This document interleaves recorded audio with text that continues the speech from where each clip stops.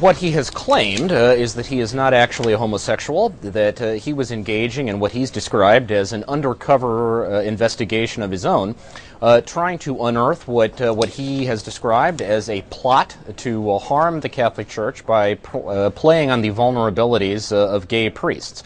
Now, this, of course, is an ex post facto justification, and it remains to be seen how much merit there is to it. Sounds like he's taken a page out of the latest OJ news in the United States. I mean, people must be shaking their heads about this. How big of a problem is this for the Vatican?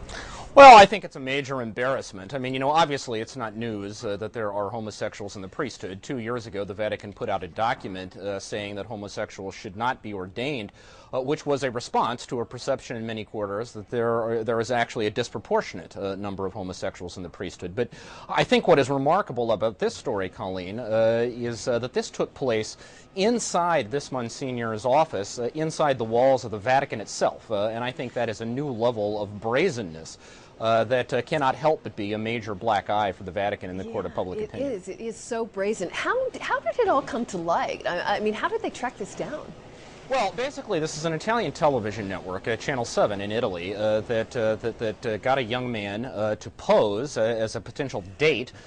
He went online in gay-oriented chat rooms and websites, and believe it or not, what he did is he looked for usernames that had the word priest in them. And then he would contact these guys to sort of play out the string and find out if they were, in fact, really priests. And if they were, then he arranged a physical meeting with them, brought along a hidden camera, and filmed the exchange. In the case of Monsignor Stanico, their names were not given, obviously. Their faces were disguised. Their voices were disguised. But in the case of Monsignor Stanico, the camera actually showed him getting into the elevator of the Vatican, and they showed the exterior of the door to his office. So it was no great leap of imagination to be able to identify who he was. And another example of that brazenness you just talked about. I mean, to have the word priest actually in your username, and, gosh, if you think about it long and hard enough, it almost lends credence to his explanation, because it's too bizarre. Well, again, this is hardly the first time we've been down this road. I mean, there have been other cases of very senior church officials who were engaging in this kind of conduct and who were exposed.